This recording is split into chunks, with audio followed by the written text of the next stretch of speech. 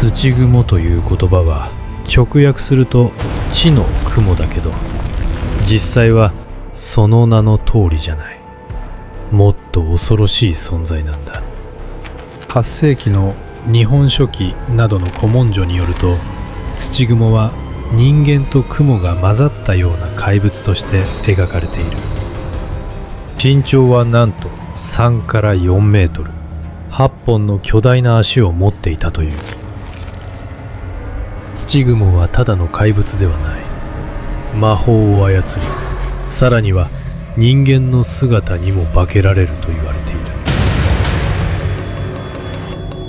これから話すことを聞けば、なぜ彼女たちが本当に恐ろしい存在なのかがわかる。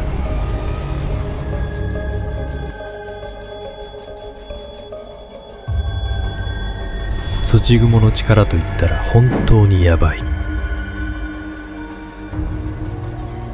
ただ糸を吐いて獲物を捕らえるだけじゃなく、恐ろしい能力まで持っているんだ。幻術、幻の宮殿を作り出し、相手を惑わせる。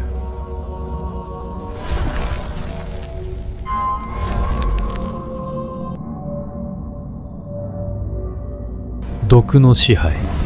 その毒は一つの軍を全滅させるほど強力。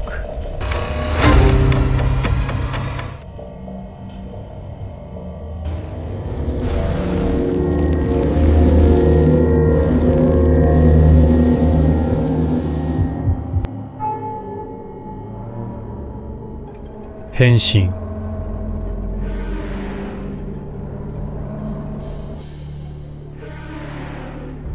伝説では美しい女性に姿を変え、侍を騙したと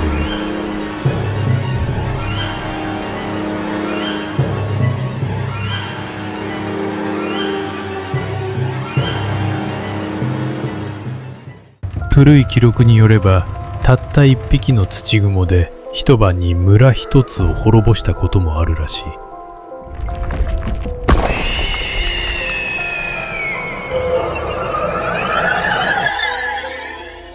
人間の肉を食うだけでなく、犠牲者の生命力までも吸い取っていたという。信じられない。しかし、これから話すのは日本史上最も壮絶な伝説の戦いなんだ。源頼光。その前に、この超ド迫力の物語が気に入ったなら、ぜひいいねとチャンネル登録を、そして通知ベルをオンにして日本文化の伝説をもっと一緒に楽しもう。10世紀の日本に伝説の侍源頼光がいた。彼はおにぎり、鬼を切る者として知られ、伝説の剣ひげ切りを持っていた。物語は頼光が奇妙な病に苦しみ始めたところから始まる。毎晩赤い目をした老人の悪夢を見るようになったのだ。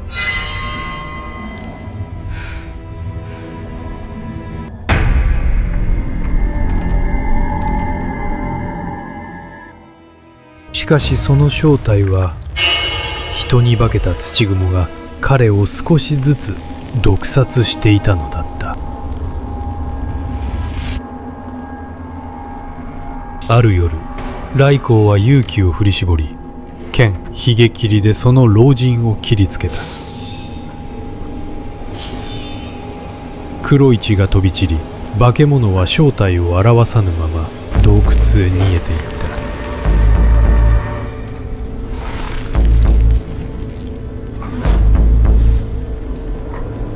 そして頼光が洞窟で見たものは、まさに悪夢そのものだった。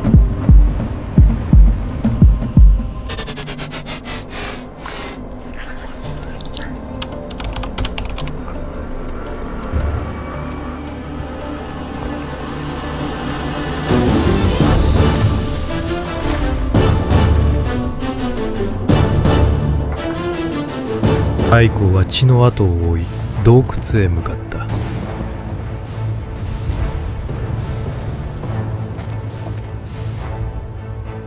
そこには無数の雲の糸が入り口を覆い尽くしてい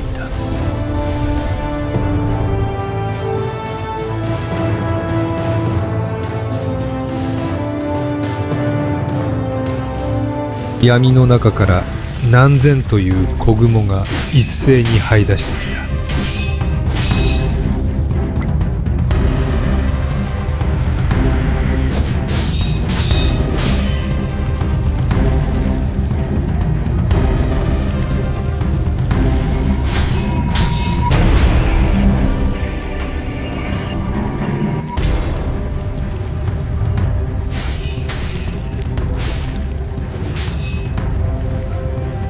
そして土雲が姿を現した。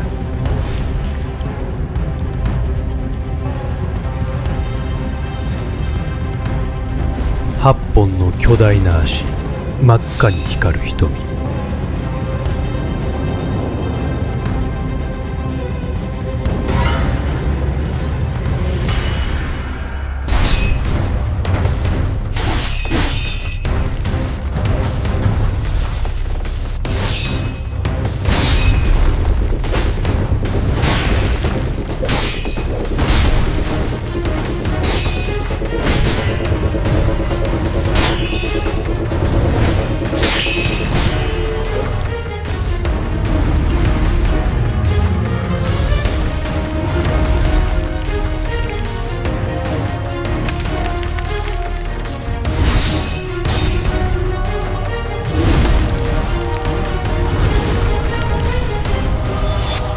怪物の腹から何百という人間の頭蓋骨と奪われた財宝が転がり落ちた。夜明けとともに土雲の亡骸は灰となって消え、頼光は静かにその場に立ち尽くした。今でも土雲は日本のポップカルチャーにとって欠かせない存在なんだ。アニメ、漫画、ゲーム、映画、どこにでも登場している。面白い統計がある。なんと200以上の日本の現代作品が土雲の伝説からインスピレーションを得ているんだ。それだけこの物語が日本人の心に深く刻まれているということ。そして今テクノロジーの進化によって土雲の姿はこれまでになくエピックかつ壮大によみがえっている。土雲の物語って本当にすごいよね。恐ろしい妖怪から文化の象徴へ、そして現代アートのインスピレーション源へ。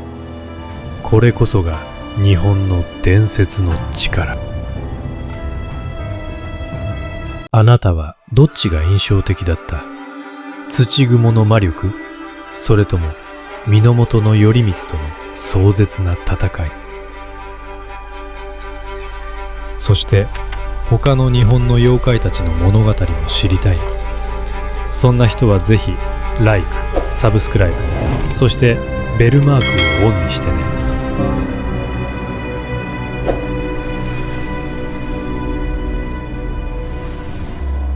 来週は日本の伝説の城、数々の侍の戦いと秘密が眠る歴史の舞台を探りに行こ